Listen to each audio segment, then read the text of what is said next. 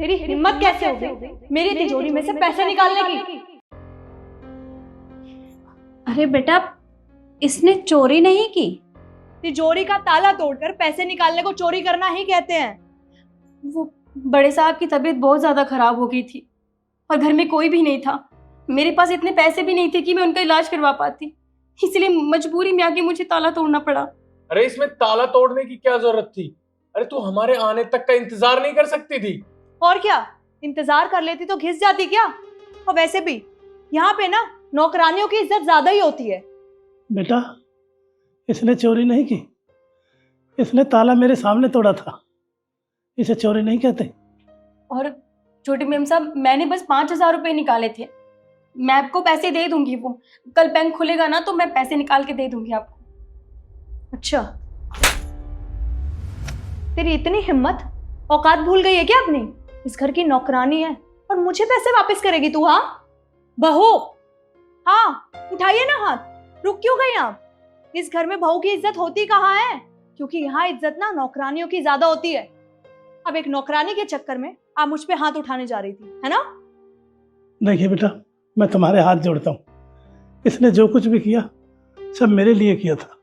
मेरी तबीयत बहुत खराब थी, मैं हाथ जोड़कर कहता हूँ इसे माफ कर दो।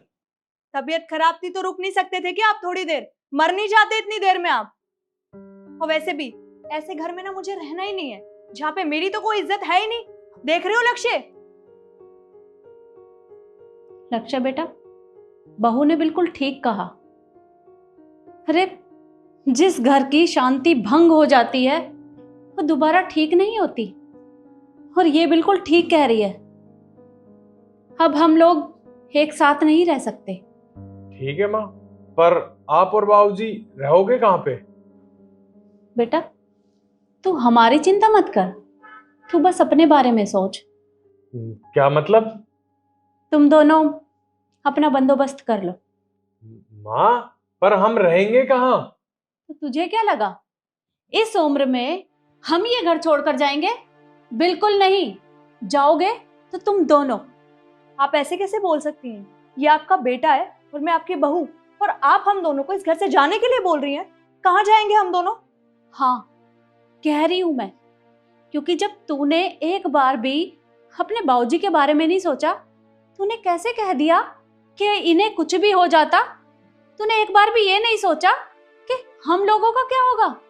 अरे अगर ये हैं तो ही हम सब हैं, और ये घर इनका है, और इस घर से हम कहीं नहीं जाएंगे, क्योंकि ये घर तेरे बाबूजी ने बहुत मेहनत से बनाया है, और तुम दोनों ने एक बार भी हमारे बारे में नहीं सोचा।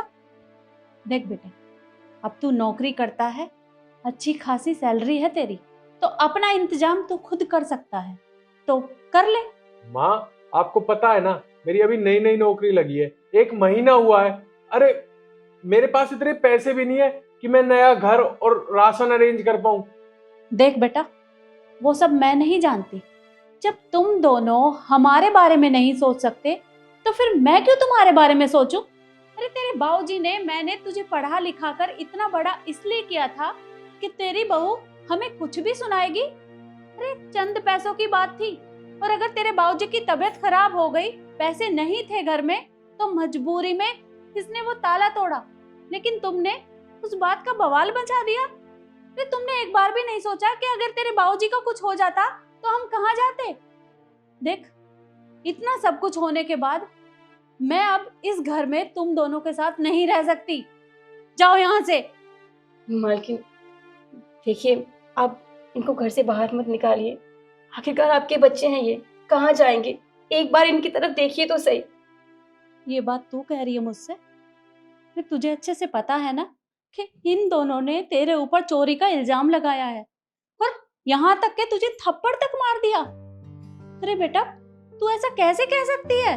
कैसे माफ कर दूं मैं इन दोनों को?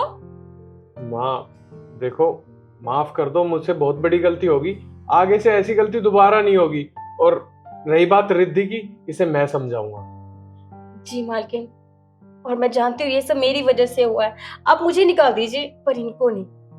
बेटा, ये सब तेरी वजह से नहीं हुआ।